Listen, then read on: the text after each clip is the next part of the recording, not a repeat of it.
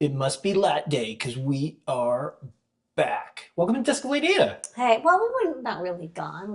We videoed through the holidays, We but did. We're back here in this format. yes, but we will be having our Wednesday shows back this week. That's right. Took a 2 week It's break, happening. but we just did hardware instead, which we are going to talk about now. So what did we do? So we did a lot of LED projects and videos over the break. So on the overhead, I got two designs completed and tested. It was a good time to test LED projects. We did a bunch of holiday display demos. We got the micro sparkle motion with the ESP32 with WLED and X lights. This board I finished testing. And this board I also finished just this one's beefier because it's got the USB PD or USB DC input. I even decided, like after I did this, I was like, oh, I should make a version that has a LiPo charger. Maybe not a booster because I would just probably drive the directly from the battery. But since most NeoPixels are fine at about like 4 volts anyways. Both these designs are done. I found out why the last 2 weeks we tried to do like live demos of X lights and WLED. It wasn't working. It's this microphone.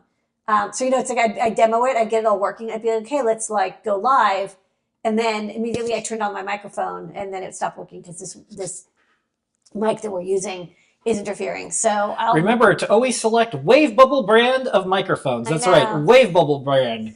So powerful, no one can hear you. I mean, it uses 2.4 or everyone can hear you. Yeah, it uses 2.4 gigahertz, and it must be like the channel, and I don't know, maybe like Who knows? who knows? I don't know what the deal But we is. figured it out. Maybe it interferes with my access point. I don't know, but I did figure it out. Also updated all my access points, so Yeah. I was like, well, maybe I'll do a firmware update. You never know. Sometimes fixes stuff.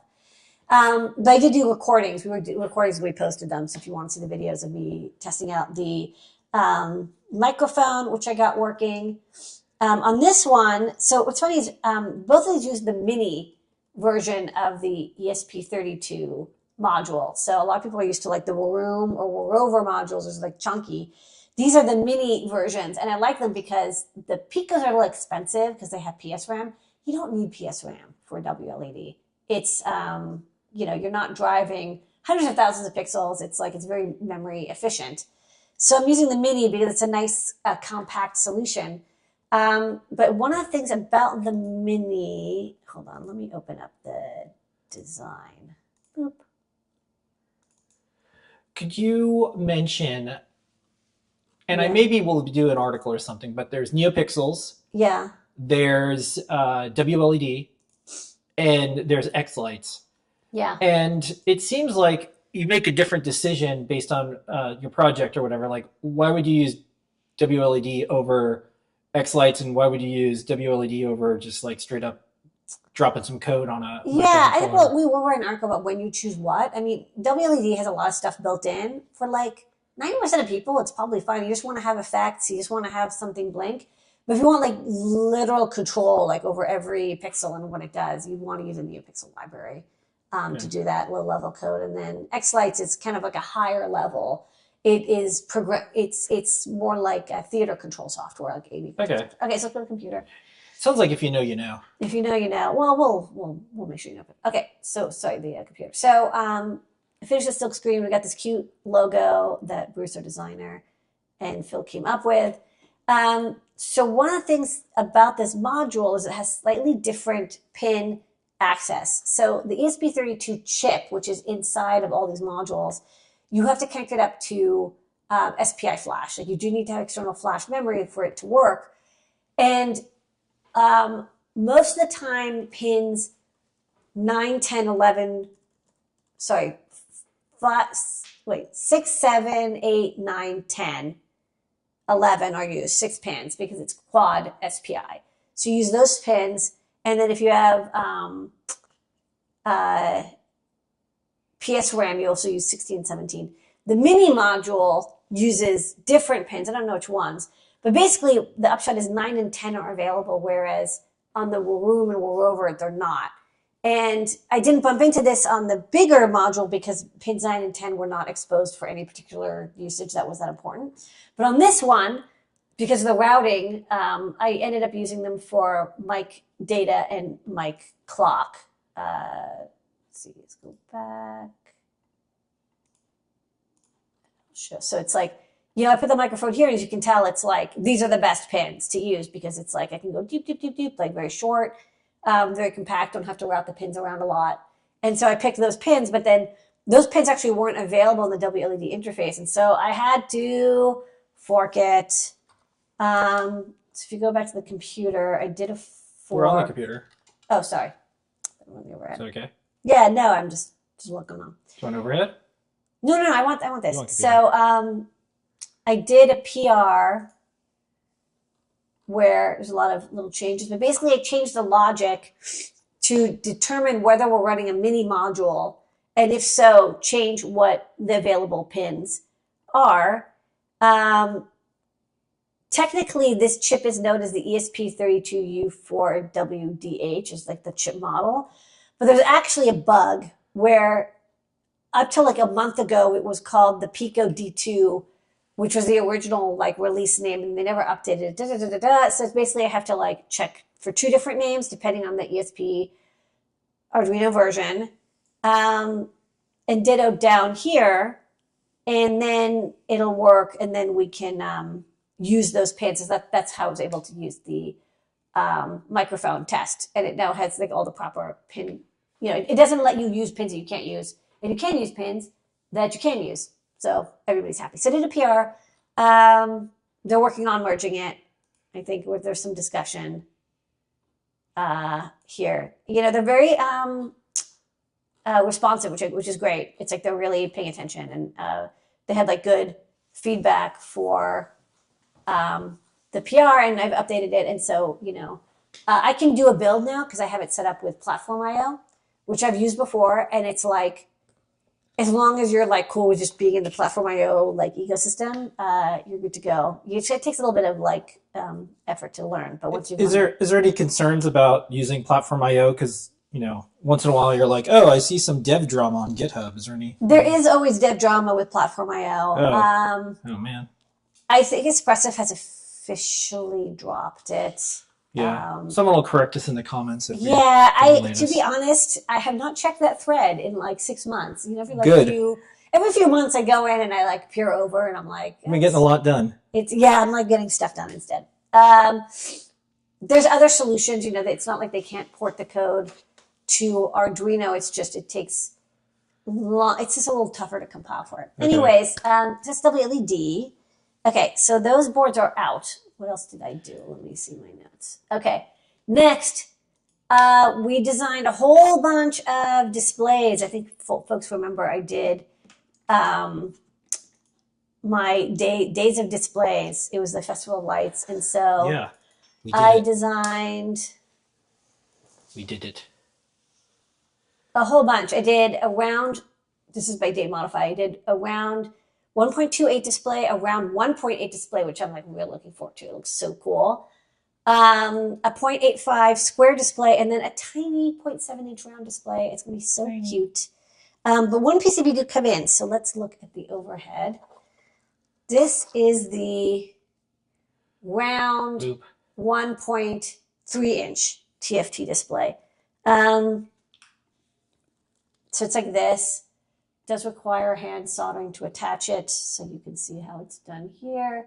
You put the TFT down, you solder it, and then this would be taped down. I do like this. Well, I just messed with it, so it's like shut down. There you go. And it's running very slowly because it's on a Metro. I always test something on an Arduino, like a classic Arduino, because like if it'll run there, it'll kind of run everywhere. But it does run fine. And of course, it'll be like super fast on an RP2350. And then we'll get the round eyeball code working. And one thing you'll note, it's a common question is, for these round displays, are they like polar coordinates? Like, how does it work? No, it's, according to the microcontroller that's driving it, it thinks it's 240 by 240 square. And then the corners just don't appear. Like, they're just not visible. So everything is still like at X coordinate. It's not like a polar coordinate, which would be like super cool, but also like extremely hard to program for. You just have to think about like, well, whatever you draw, just make sure the corners are not important because they're not visible. So this is working great. I'm going to do the SD card interface test because on my breakout board. I'll do another one just to show. I have a micro SD card as well, so I like to test that with all the level shifting, and then I have an iSpy interface pin. And like remember when I came up with, but I was like, oh, I'm going to use iSpy, which is actually like DF Robots.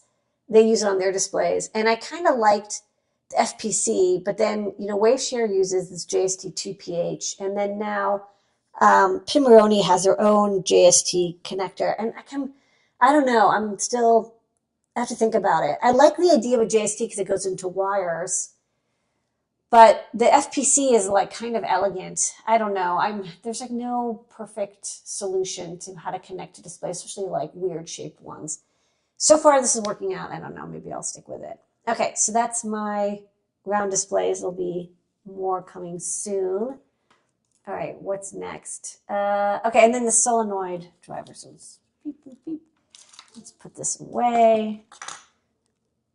Last but not least, this was this was not like I don't say like a customer request, but I saw a customer having an issue with solenoids, and I was like, oh my God, I could like solve this problem so easily. Except it's like really big. Hold on, how do I'm using my like enormous 12-volt power supply here. So this is okay. It's like a big mess. Okay, so this is a MCP 23017, which is like your very bog standard I2C GPIO expander. Does outputs and inputs, and the outputs are like true totem pole outputs, which is important because some of the lower cost GPIO expanders, they do either a light pull up output. No, sorry, a light pull up or a it's basically like an open drain, but with a very light pull up. So they're good for like buttons and LEDs. They're not good for driving transistors where I actually need the high voltage to drive the transistor hard. And so I wanted something with a true GPIO expander output. And then I'll power this up, and it's going to make a lot of noise. Hold on. Okay.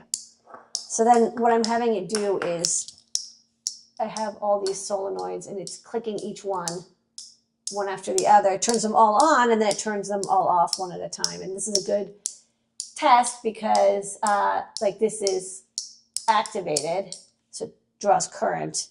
It's a good way for me to test. Can you drive 8 outputs? The only thing is that like this keeps shorting. Okay, maybe I'll turn this off for now. It's not a good desk situation to test with. But it's just being driven by any microcontroller because it's over I2C. So you got your standard, it's like my Arduino compatible, goes into I2C over here, and then into these transistors.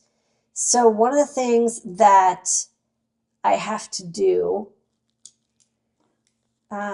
is finish testing it, and also I think I want to change these flyback diodes. So I picked 1N4000X's, but I think I need something faster actually. The thing is, it's like I want to test these with much bigger, chunkier solenoids. What's interesting is like I gotten the most feedback from people who do model train stuff. Apparently they need a lot of solenoids. So this will drive 8 solenoids, and each one has a little terminal block, so you can drive especially little solenoids that can go right to the terminal block. Will be fine. And then there's also 8 inputs for the other port, and then you can set the address if you want to like change the I2C address. Anyways, I'll try to do a video demo that's bigger. This overhead is not great for doing these kinds of demos. I have to like have a big table where it's like all laid out nicely. Okay, so it's coming. Solenoid party and the round displays. And so then this week later I'll get more round display demos, and I'll get those up and running. Those will look cool, and we will get like the eyeball code running on them as well. Okay, so that's I think that. Anything else I need to cover? Well, did you want to show the scope? Oh, 'Cause yeah. we have a scope cam now. We have a scope cam. I don't know So what we would show. there's a bunch of people talking about oscilloscopes all the time online Yeah. on videos, but I don't see them showing off scopes. showing the scope through the interface. The other thing I don't see is them showing the oscilloscope operator on the interface. And the other thing I don't see is the oscilloscope operator inside of the scope. Inside the scope. Well, let me see. I can like probe, this clock signal or something. Boop, boop, boop, boop, boop, boop, boop, boop, boop, boop. That's cool. This is cool. Well, let me... There's this oscilloscope music album that I'm gonna get. And Yeah. we'll play it through this, and then Okay. I just haven't had time. It's cool. I know. All right, so you're like, look at my clock. It's a little bit noisy. Like this style and this style. This is good. Okay, but at any time, Anytime. you could be there. It could be here, there, everywhere. It's kind of hard to look and probe at the same time. How about the data signal? Deep, deep, deep, deep, deep, deep. Okay, looking good. When I do some of my analog stuff, especially You ain't no scope poser. I'm gonna show off my scope. I will say the scope that MDO 3104 was gifted to me by Tektronix. Yeah, we didn't ask for it. They sent it to us. I didn't ask for it. They sent it. It is. And a we very good said we scope. don't do any type of stuff, but we don't. It's We're a nice not scope. gonna. We're not gonna. I think they just goods. said like, oh, can you just use it on your stream? And I was like, well, like if it's a good scope, it's good. It's a good scope. I had a Tektronix 21. Was it a 2014 or something? It was ancient, and I still have it at the office. It's like dying though. It's 25 years old now, so it's like I got it right out of school. So yeah, it's like 20 years old, and it was a good scope at the time, a couple $1,000, 4-channel color with like a little screen. Now you get like a laptop screen on these scopes. They're enormous. I remember like the first time I saw these big screen scopes, and I was like, "What are you going to do with a screen that big?" I'm like used to like little CRTs, but it's quite nice. Okay, cool. All right, so let's go to the great search. Where in the world is that part I need? The great search with DigiKey.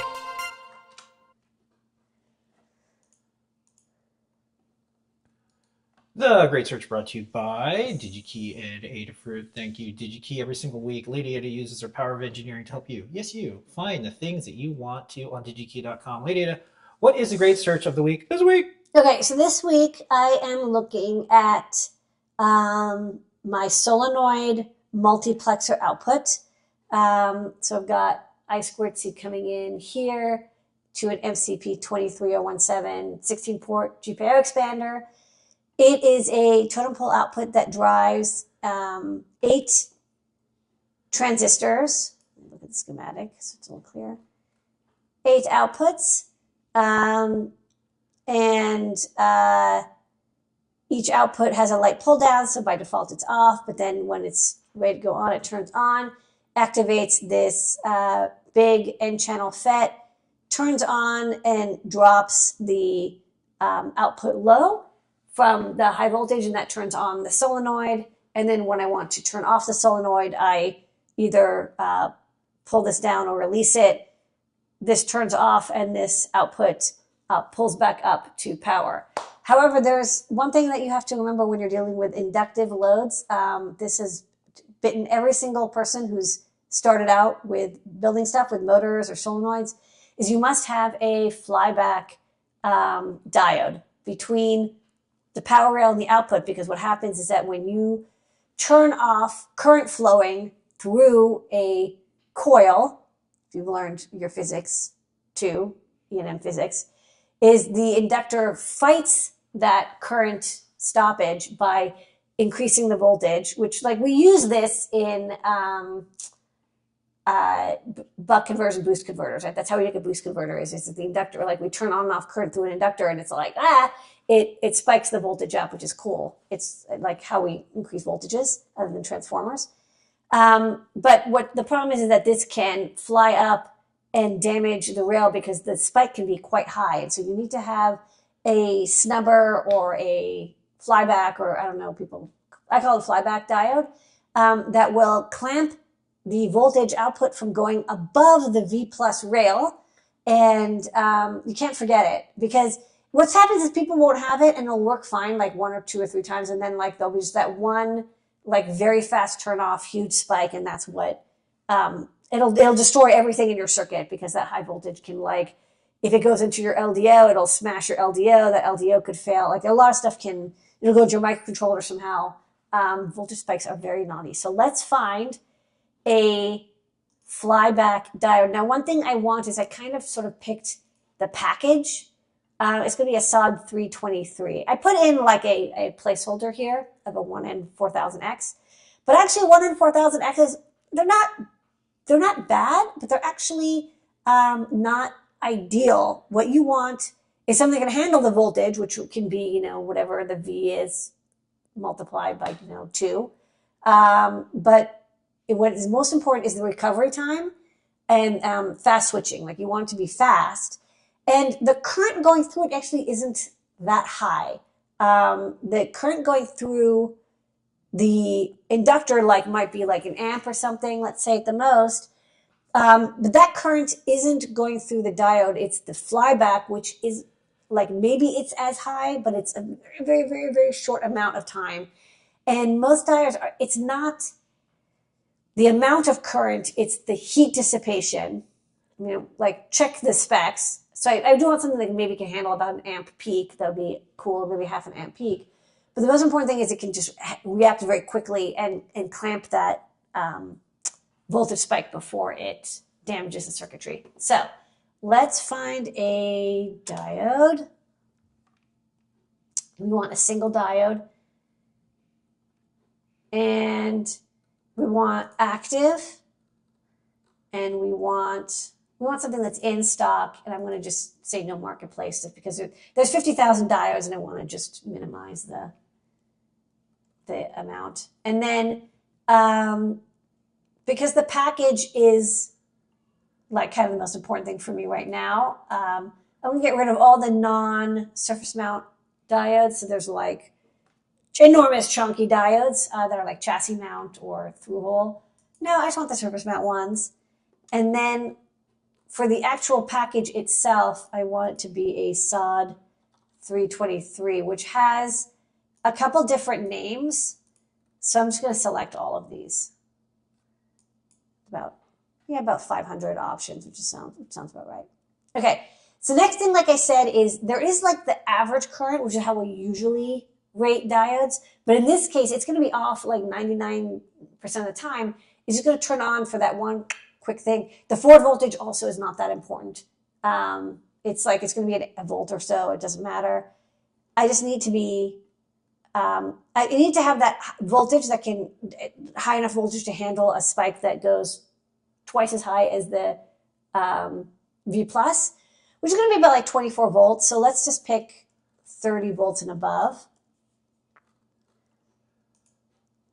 So now I'm only looking at ones that can handle that voltage. And then I want fast recovery time. So I'm going to say 10 nanoseconds or better. It's a little bit arbitrary, but it's kind of my rule of thumb. And then I don't really care about other stuff. Average rectified current, I'm going to say at least 100, because again, I want it to handle like 1 amp peak. So just pick ones that are like a little bit, just make sure that they're not like the wimpiest things. Okay, I think we're good. So let's take a look. So we've got our standard 1N4008, 1N4148, which is actually, like, by the way, totally fine.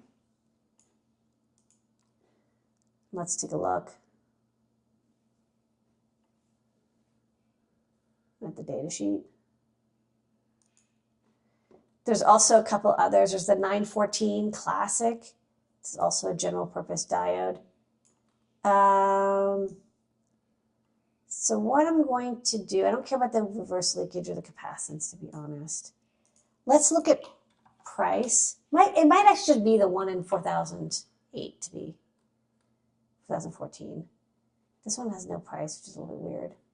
So there's the 4148. There's a couple of 4148s. And then what I actually kind of liked, Okay, there you go. Your standard diode has a fairly high reverse leakage. Fairly high reverse voltage. Can handle peak forward of up to, for 1 microsecond, 4 amps. I mean, like, people always kind of say, like, oh, the 1 in 4,000, 41, 47, 8, whatever, series. Oh, they're like signal diodes, but it can handle like a peak of an amp without issue. These are kind of workhorses. So these are pretty good diodes. If you just happen to have 4148s on hand, that's good. They are also very fast. I don't know if they have the specs for the speed here. Reverse recovery time 4 nanoseconds. I mean, that's as fast as it's going to get. Looking at price, there is 4148s, and then there's also, which I didn't see before, the 4448, which has a slightly higher average current. So if you were looking for something that you're like, oh, I also wanted to handle like a little bit more current, and the price was very low. So the 4448, the comparison is it has a slightly higher, let's see, 300. Yeah, the forward continuous current is 500 milliamps. Average rectified output here is, the forward is 300. Average forward is 250 versus 150. And they can both handle 4 amps at 1 microsecond, but for 1 second, this one can handle 2 amps. So I kind of like this because it's like, okay, well, if something like, shifts a little bit, or I don't know, if you need a little bit more time with high current, it seems like this can handle a little more current. And again, the price is the same or better. So I'm going to go with the 1N4448, which is the right package. It's like it's like a slightly beefier version of the one I'm used to, and can handle very high currents for very small amounts of time, and it's incredibly fast, 4 nanosecond recovery time. So this is my pick. Plus, what I really like is there's 300,000 in stock. That tells me that there's going to be plenty available when there's a few. Manufacture. Yeah, there's plenty to go because there's only 200 in stock. I'm like, oh, I need a whole reel. This one has tons of reels available for like 2 cents a piece. Good deal. That's a great search. Where in the world is that part I need? The Great Search with DigiKey. And that's the desk of Ladyada. We'll see you again real soon. Okay. Okay. Thanks, everybody. Go back to the oscilloscope. Oh, no. Electric witch. I'm trapped in the oscilloscope jail. To the Phantom Zone. General Zog wants to build you some cabinets. Okay, bye. Bye.